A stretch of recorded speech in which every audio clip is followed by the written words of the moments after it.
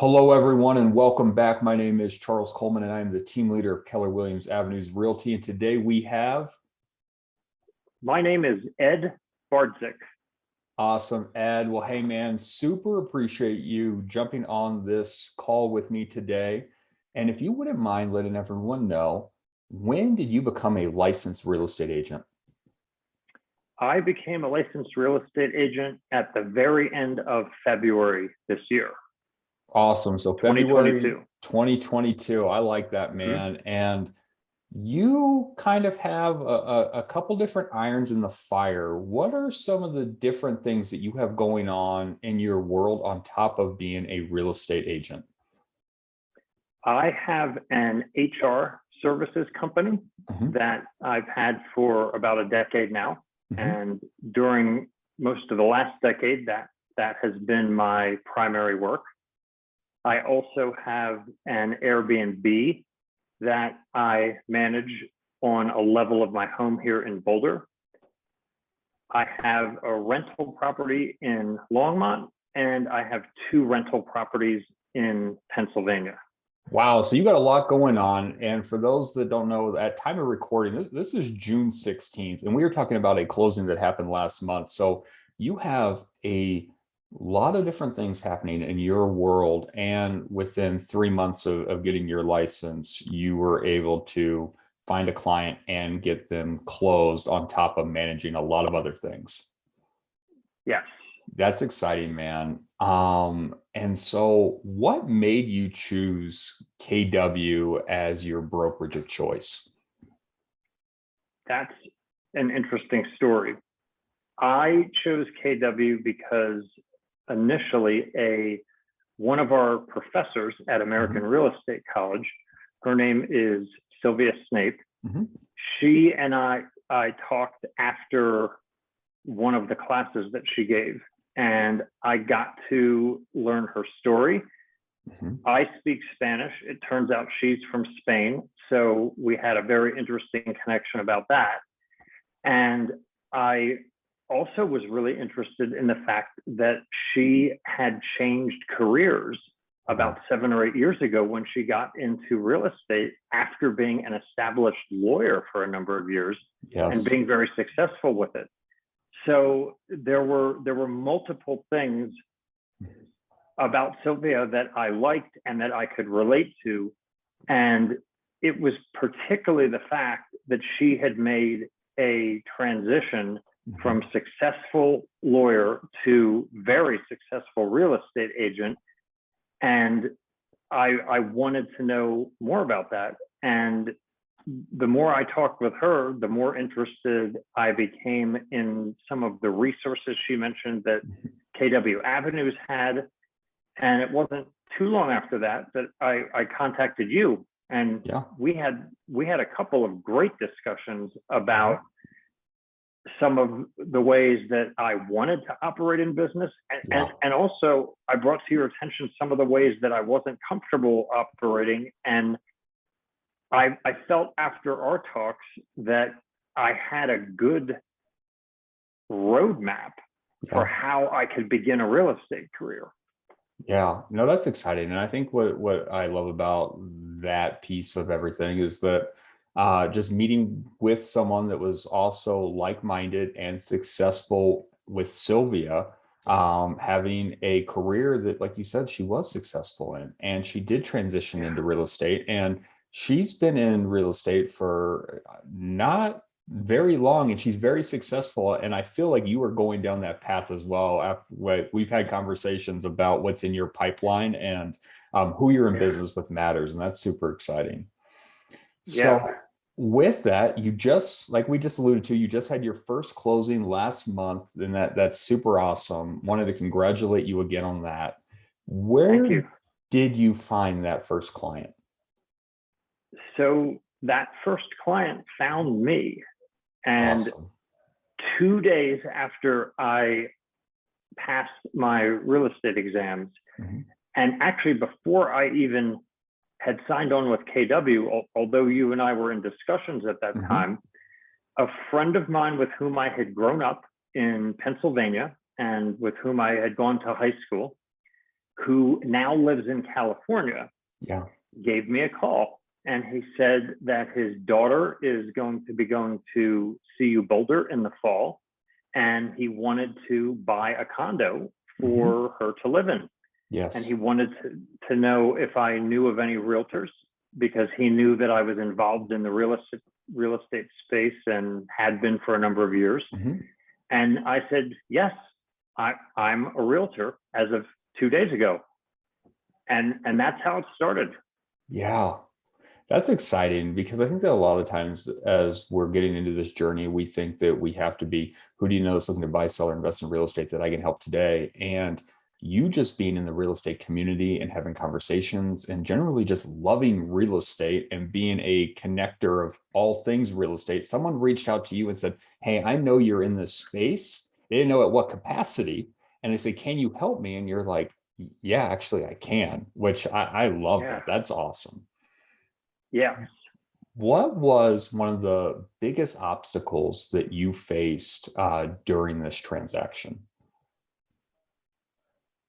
One of them was that right at the beginning, there were a lot of things with protocol that I needed clarification on.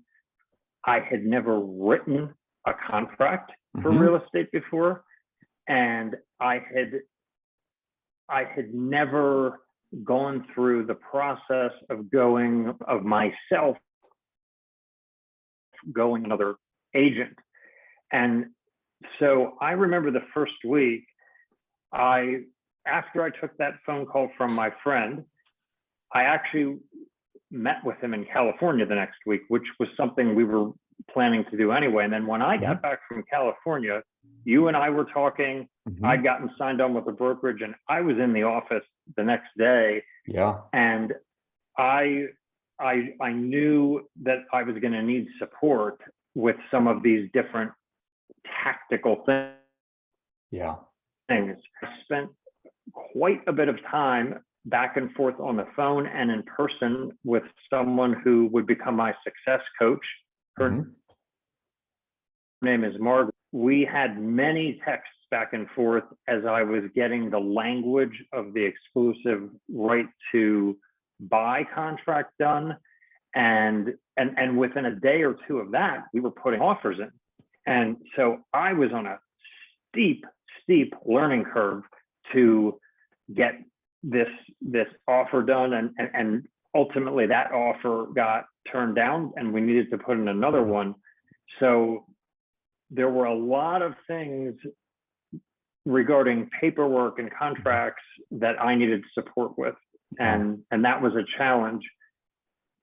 Yeah, no, I think absolutely right. And we think that as we go through real estate school, and I was in the same boat with you, right? I was an investor previously to getting my license, and being on that side of the transaction is definitely a little bit different than actually writing it and negotiating it. And definitely the support piece and just having someone to be like, this is how and this is why we write contracts the way that we do is a little bit different than what we've seen as a buyer and seller in the past.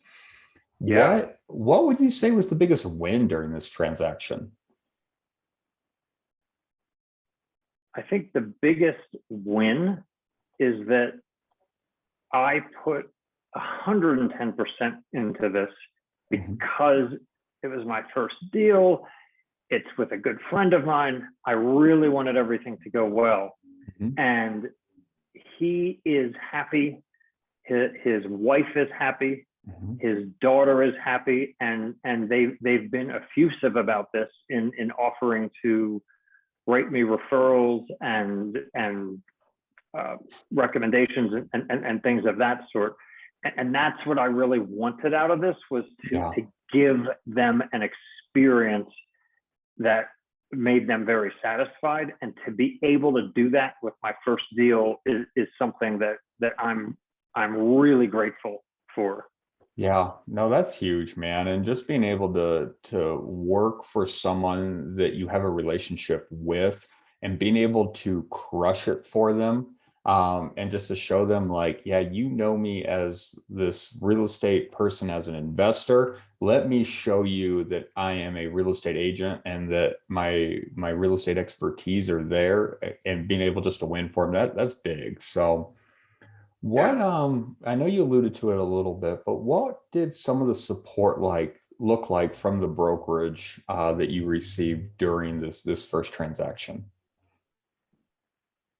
So Margaret Hmm. literally took me step by step through anything that Yeah. I needed to do. And we did this in person. We did it over text. We did it over some different Zooms. Hmm. That was invaluable. I also wound up contracting with someone to be a transaction coordinator, and his name is Trevor. Hmm. And that's something that was that service and the support he gave me was invaluable. Yeah. A lot of that in terms of just saving time and keeping me on track with different things that had to get turned in at different times that would have, quite frankly, taken my mind off of the big picture had I had to deal with all of them. Right. So that's something for me that was very important, particularly having Margaret and Trevor together. Yeah. And there was another point too where I was in the office and I happened to mention to Sylvia, who was my first point of contact with KW Avenues, and I said to her that I wanted to learn how to do a CMA because of a second property we were going to put an offer in on. And she took the time out of her busy day. This was not a scheduled meeting to just help me do this. And that was an important component of Yeah. getting the second offer prepared. So I really feel like I have a totally supportive team Mhm. with multiple people. And that's something that's important because everybody can't be available for you all the time, yet almost always someone was available, or someone was available to say, hey, talk to this person about this. Yeah. Yes, no, I love that. And just thinking about the ecosystem, right? And to where all the doors are open, to where it's if you need something, you can either connect with this person or jump on via Zoom or come into the office Yeah. or meet for coffee, and everyone's willing to share their expertise in the brokerage, which I think is definitely a huge piece. So I'm glad that you were able to experience that on your first transaction. So And go something ahead. else I want to point out that Mhm. I was doing, and this wasn't directly related to the first transaction. Mhm. However, it helped it, and it certainly is going to help me moving forward. Is that there are many multiple Zooms, classes, seminars, things that are going on every single week. And I have worked to take advantage of them and to take advantage Mhm. and join at least something, one or two things, maybe every single week. Yeah. And there's usually something important that I'll take away from each of those things. And then it's almost like a synergy that I'll wind up saying, okay, I learned 5 things from that. 2 of them are really important. And then somehow within a day or two, I put one of them into practice, and that will shift something in the right direction for me. And Yes. so that's been great to have around. And it's great to know that these opportunities are there. If Mhm. anything, I wish I could attend more of them, but Yeah. some of them come around again. And Yeah. Bob gives courses on building construction and how to know your Mhm. way around things like electrical and plumbing and houses you're Mhm. looking at. And I had wanted to attend one of them back in April. I didn't get around to doing it till Saturday a week ago. However, I did. Yeah. So it's because it was offered. Again. Mhm. I think that's big, right? Because I think that as a newer agent and having your own business that you're running, plus other businesses with your rentals, um, being able to figure out the right classes to plug into when it fits into your schedule, and being able to implement what is important to help you move the needle in the right direction, and not just being learning for learning's sake, is a Yeah. huge skill. And it's exciting to hear that you said, like, that's one thing that I'm focusing on. I'm not going to every class. I'm going to the classes that are necessary to help me build a business and help me better service my clients. Yeah. So, oh, that's good, man. Well, with everything that's going on, what advice would you have for a new agent who's just starting out, or a struggling agent, to help them launch their career? So one thing that comes to mind right away Mhm. is something that came to mind for me during the first conversation I had with you. Going into that, I knew I loved being in the real estate space and properties and interacting with clients. However, I had looked at different real estate classes in the past, and I wasn't quite sure how I'd carve out my own niche. And some of the stress I was having was looking at other people who had built successful businesses and seeing them do things that didn't really align with me. And I brought all that to you, and you said, well, let's focus on these things that are really aligned with your way, your personality style, your way of doing business. And before we finished that meeting, we had made a list of 4 or 5 things. Yeah. And each of those things I've gone back to almost every week to make sure I'm doing them. And those are the things I've been focusing on. And because of that, I've been able to get into this business and launch it in a way that's aligned and authentic with my personality. So to take that into what would I recommend for other people is find a way to look at your talents, your personality, your network, how you operate in the world, and integrate your plan with that, rather than try to take a canned approach. And for me, you helped me do that. And so maybe people should talk to you or someone else at the brokerage to help them with that. That was really pivotal for me. Well, and what I love about what you just said is that I think that there is a lot of people, and I do have a lot of conversations with agents that are getting into the business. And one of the interesting ones that I find myself in a lot is, Charles, I am not comfortable being on social media, and I know that I need to be on social media and this, and we go down this. I'm like, well, this is the thing. There's other ways to build your business. And if you're not comfortable being on social media, let's not turn it into a chore, because it's just going to disappear down the road if it's not fun. So that's what I loved about the conversation that you and I had, is that as we were diving through some things, like, there are some things that you absolutely love to do that actually fit into the lead generation piece, and it's natural for you. And so and being able just to dive in is big. Absolutely. And I felt after having that conversation with you that you were someone in the business saying, yeah, that can work.